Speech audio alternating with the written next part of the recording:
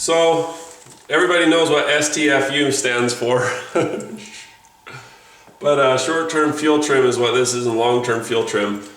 When you think of these in terms of, in fuel trims, think of it like a balance beam. You got your fulcrum here in the middle, and then you got these straight across. So whatever your car is doing, we'll draw a car over here. So here's what your car doing. This is some futuristic rhinoceros beetle. And then here is your short-term fuel trim or long-term fuel trim.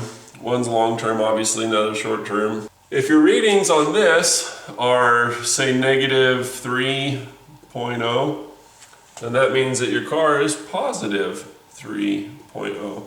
And you're going to see that here on this video, because when the car's going too rich and it's 3 over what it should be, then your short-term fuel trim is going to be 3 minus, and if there's a long-term trend, because of course it's going to be oscillating, you get this because your catalytic converter needs a little bit. But basically, what if this was negative 3? What would your fuel trim do? Your fuel trim would trim this to be positive 3, and that would be like say your car's running lean, it's not got enough. This will compensate, the fuel trim does. So when you're looking at your fuel trim numbers, it's easier to get it backwards, but just imagine that it's trying to balance out what the car is. So if this side of the teeter-totter is doing something, you know what the other side of the teeter-totter is going to be doing, right? So there's lots of things that can cause a lean or a rich code. These reasons are including but not limited to an evap system problem, blocked cap, vacuum leak, injectors, fuel in the oil, restricted fuel line, fuel filter, fuel pressure regulator, fuel pump, MAP sensor, O2 sensor. And I kind of group these. This is the sensor side, this is the mechanical side, and it's an air fuel issue. So on the air side, you could have a vacuum leak, evap stuff. On the fuel side, it could be injectors, fuel system, all this. So rather than letting our head spin, we're going to go through a bunch of simple tests and use some proven practices to kind of go through this. So we've got a P0172, and that means that we're rich on bank 1. So on any engine in the world, you can tell which is cylinder number 1 because it's going to be the cylinder that's closest to the crankshaft. But here's how we do this. You'll notice that on a Ford, bank 1 is this side because it has cylinder number 1. On a Chevy, it's this side because it has cylinder number 1.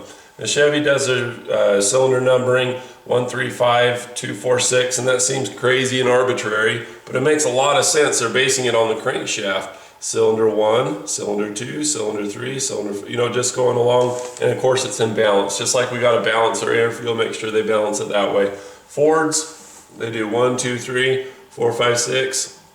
I want to say BMW does it the same way, and most everybody else goes by the crankshaft. But the way that it's set up is whichever one's to the front, and you'll notice that the cylinder heads are offset. This isn't just bad artwork, this is actually the way it is. Cylinder 1 is going to be on the cylinder head that's closest to the front. So wherever your belts, pulleys, timing chain, timing belt, whatever that is, that's the front of the engine. No matter how they mount it in there, that's the front. The first cylinder on that crankshaft is going to be cylinder number 1. So that makes this bank 1. This is bank 1 because it has cylinder 1. This is bank 1 because it has cylinder number 1. So whichever one has cylinder number 1 is bank 1. So we've just narrowed it down by half. Bam! This side, rich. So then we continue on down the list. So we're going to check our values. You want to have a scan tool. The cheapest, best scan tool I've come across so far is the Blue Driver. They sent me one for free. I did a horrible review on it, and since then I've been using it, and I've really grown to really like this thing. I should have spent more time on it before doing the review. I regret that. But anyway, you'll see that later in the video. I'll put a link in the description. It's with your smartphone, and it allows you to look at the values that you have for your fuel trims. And of course, those come from your computer, and they're based on the mass airflow sensor and especially the oxygen sensor stuff. So you want to look at your oxygen sensor values and look to see what they are. It should be anywhere. Oxygen sensors produce their own voltage anywhere from 0.1 volts to 0.8 and change volts. So 0.1 to 0.9 basically. And it should fluctuate up and down. Your computer's set up to where it'll give the catalytic converter. Remember, block cat's a possibility. If you don't have anything to burn in your cat, it doesn't get hot, and keep it clean. Basically it throws it a bone every now and then a little bit too rich. so that it'll be lit up and running and working great. And so it should fluctuate. The computer's doing that on purpose to make sure that your catalytic converter stays hot. So it should fluctuate in there. If your oxygen sensor is not fluctuating, if it's stuck or if it's slow to respond or something like that, and you want to do these tests on this kind of stuff when the vehicle's warmed up, because you have, on startup, you're always going to be just a little bit rich. It wants to get everything warmed up and going, so it dumps a bunch of extra fuel. But once you are through that loop and you're ready to rock, it's going to fluctuate, and so you watch those numbers. So that in of itself is a test of the O2 sensors. That's one of the first things that we do. The next thing I like to do is I'll go through and bring up the fuel trims on the little scan tool, or on my phone now, and I'll look to see what the short-term fuel trim is and the long-term fuel trim. So just real quick, if you knock on a mass airflow sensor or a vane air fuel sensor meter, whatever, if you knock on them and if they got some kind of bad solder connection or some problem like that, you'll see a fluctuation. So while I have that set up on my fuel trims, I'll knock on that, I'll go through with the fuel injectors, and I'll go in and plug them on the bank that is of concern, and make sure that when I unplug that injector, when I cut fuel from that bank, I want to make sure that I see the short-term fuel trim go positive. Now when it's positive numbers in your fuel trim, that means that the computer's compensating and adding more fuel. Now if you only have this code, or if you only have like a P0175 or P0171 or something, then you know that you have something with the air fuel mixture, so you work with that. But I like to check for a vacuum leak. I'll use brake cleaner and the scan tool. You'll see me do that here. You'll see me knock on the mass airflow sensor that doesn't have the MAP sensor. It's usually one or the other. I also cleaned and pulled out and cleaned the MAP sensor just to be on the safe side. It turns out it wasn't real dirty. But the O2 sensors, one of them was recently replaced by another shop, and I had a good known good O2 sensor, and then the other one to kind of compare to see how the fluctuation is. So you see me test that. Restricted fuel line, fuel filter, fuel pressure regulator, fuel pump. I unplug the fuel pressure regulator to kind of see if that'll make a difference and to see if there's fuel leaking out of it. If you've got a bad diaphragm in that can cause it to be too rich, because it'll be sucking fuel in through the vacuum line. So I did check for that. A fuel pressure test would have been in order here, but I found the problem before I did that. Injectors, you'll see me unplug them and make sure that my short-term fuel trims go real positive, that it adds to compensate for the lack of fuel coming from the one. Blocked cat, I didn't get to that, but you can pull an oxygen sensor upstream from the cat, and if that helps it to run better, or you get a ton of pressure out of that, then you know you got a blocked cat. Restricted return line, that would also be encompassed in a fuel pressure test. So right now, our long-term fuel trim, as it says here for bank 1, is -2.3, so it's pulling fuel away from bank 1.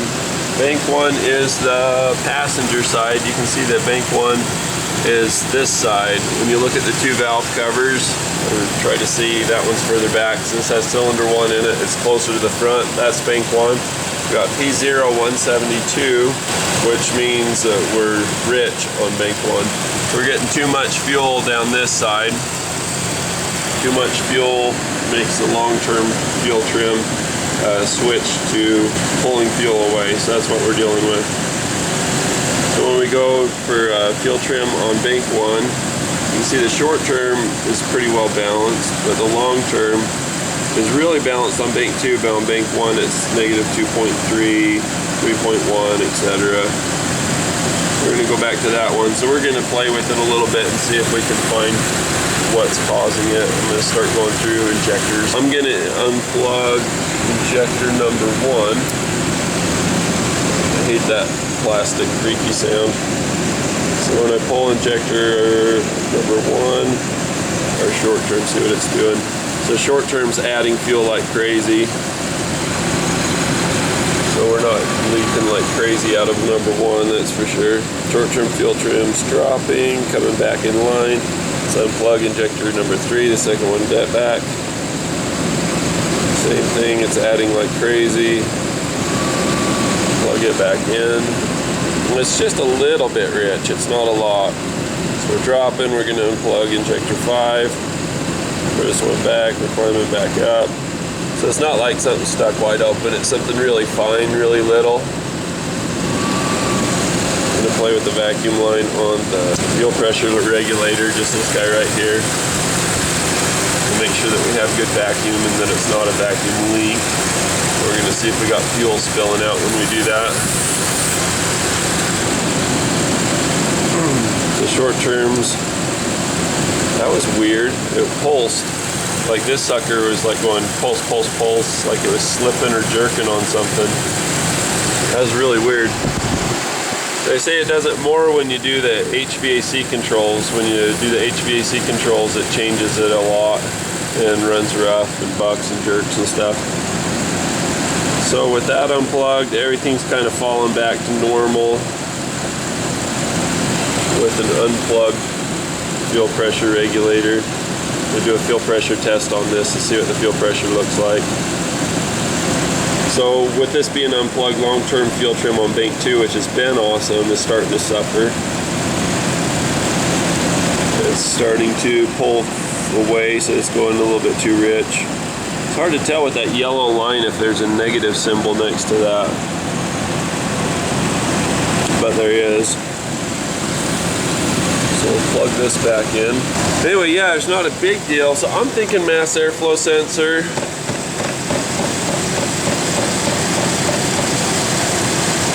When I bang on it, I do get a little response. I'm thinking to clean that and see what happens, but why just bank 2? Why not somewhere else as well? Why not bank 1 and 2? Why that small marked difference? So they had a bad oxygen sensor on bank 2 and they replaced it. You can see the new one right here. Another shop did that. Sometimes it's nice to know what brand they use so that at least they match so the computer's not messed up. But okay, so there's our O2 sensor for this side. And it seems to be doing good. We've got good response and everything. Short term says it's great, so it's not the oxygen sensor. Intake manifold gasket could be bad. We've got some leakage back here. Let's spray that and see what we get. I think this is going to be an aerosol can diagnosis between cleaning the mass airflow sensor and spraying some cleaner in it. Let's see if we can get a fix in the can today. So we're going to watch our numbers. Spray in there. We've got a fire extinguisher handy. I think it's back there other than it's all oily there. So spraying that in there, spike the short term on bank 1. That doesn't tell you something. 1636, 31. So we're getting crazy numbers. So we've got an intake manifold gasket leak. I love using this little tool for finding these. I mean, the response is slow, but if you adapt your thinking, say, well, I know it's going to be slow response. So we sprayed it, now we're getting numbers in the 3 and the 6, so we've definitely got an intake manifold leak. That's the problem. Awesome. We're getting a rich code on bank 2 because we have a leak on the intake manifold gasket. Stellar. So of course on this there's 2 intake manifolds and a whole bunch of injector gaskets.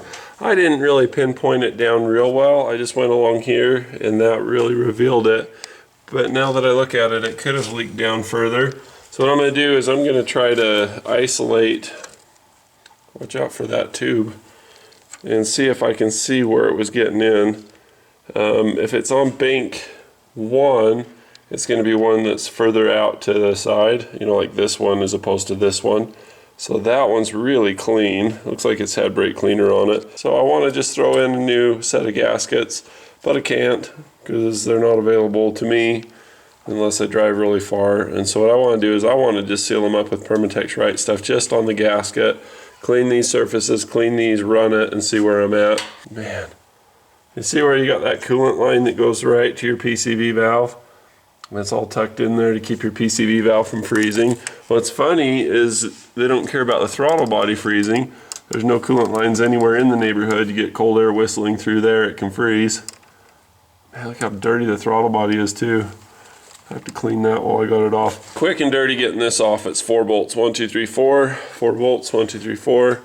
And about 4 hoses. We're gonna go ahead and seal this up and try that and see where we're at. Just you know, it won't cost hardly anything and it won't be a whole lot of time, and maybe we'll be fixed and done. Hooray! So I'm just giving things something to stick to. So if I buy the set, it's 25 bucks and it'll be here tomorrow. If I seal this up real quick, then it'll tell me if it's like an injector O-ring, because it could still even just be an injector O-ring. But this way I'll just kind of narrow down the field. I wish I could get to these and squirt them, but it's not even on this side. If it were an injector O-ring, it'd be on this side. So I'm thinking about just pulling that up and just replacing the injector O-rings. There's so much crud in there along the intake gasket line that there's nothing that could leak through there anywhere. It's sealed with dirt and crud and yuck. So maybe I'll do that. Maybe I'll pull the injector thing. I like to do one thing at a time if possible, and that way I can see and learn what it was. But sometimes you just want to get it fixed, and so you just swing with a big hammer, hit as many things as are likely. Say you got it narrowed down to 3 things, just do the 3 things and get it over with. Because the money and the stress and everything, when you're the man, it just seems like they take advantage of you. Instead of having you crank out money and hours, it seems like they got you training everybody else that they can pay cheaper than you. It's like you're making yourself obsolete, which is cool if you're the boss. Sucks if you're flagging hours. It's funny is I got 95% efficiency, just busting butt, and they accused me of cheating and cracked down and made more software demand. You know, like you had to log in when you start a job and stop a job, and we had to share a computer that we log in and off of, and the same one we look up parts and order things, and it was just a joke.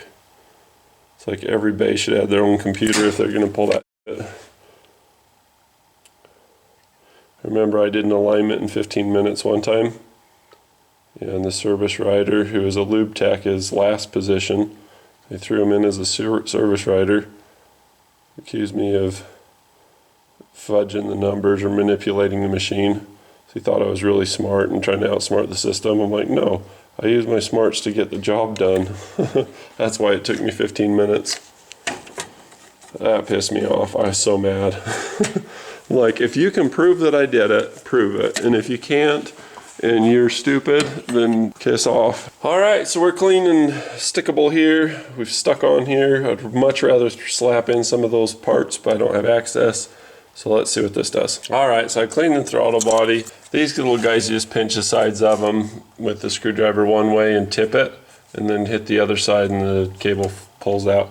So anyway, it's done. Haha. Everything's good. Yeah, 1, 2, 3, 4. There's like this elbow. There's actually 2 of them coming out of here. And then 4 bolts, and then 4 bolts. We'll fire it up, try it, and see where we're at. Everything's rich on startup. Fuel trim's still really rich here. Should really let it run or rev it or do something. I hate how you'd have to take the boot off to get this whole thing. It's like they hook it around just to keep your grubby little fingers out of there. Can you even reach your hand there? Wanted to clear its throat. You have it in park, that rev limiter really hijacks you. Says no, no, I don't like it. These special little hoses just for the PCV to not freeze.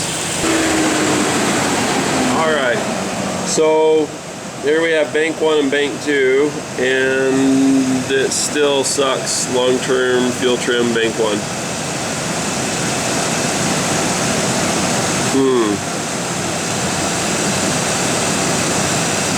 A little spiking around. So we're zeroed out on bank 2, and we're still it's still trying to lean it out on bank 1. There we go. Yeah! Woohoo! We fixed it. Remember before how it was always 1.6 to 3? We're at 0. Long-term fuel trim bank 1. We're zeroed out. We're fixed. There's a 0.8 in there.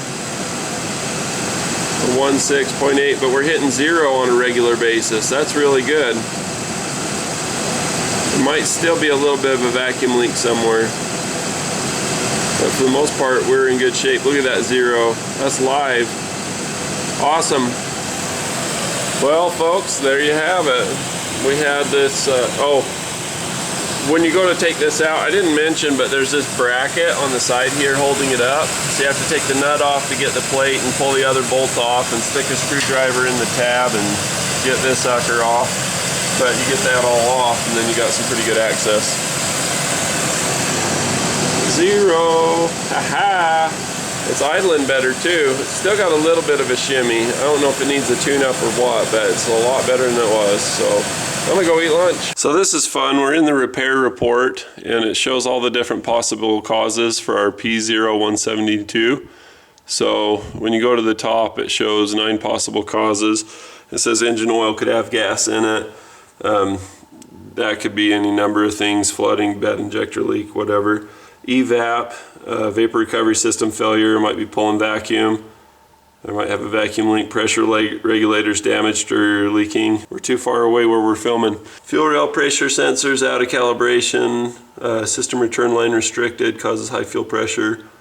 All these different things. So we verified our fix was a vacuum leak. So here's frequently, and then there's the PCM reprogramming. That's another possibility. Mass airflow sensor, we cleaned that. Fuel filter, fuel pump, PCM.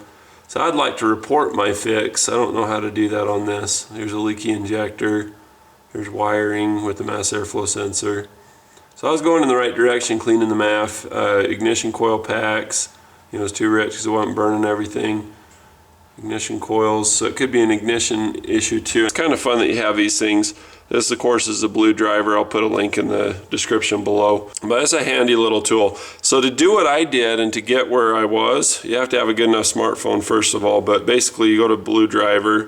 Basically, you go into here, you go into settings, and you just pick what you wanted to do. I did all the fuel trims, short and long term, bank 1 and 2.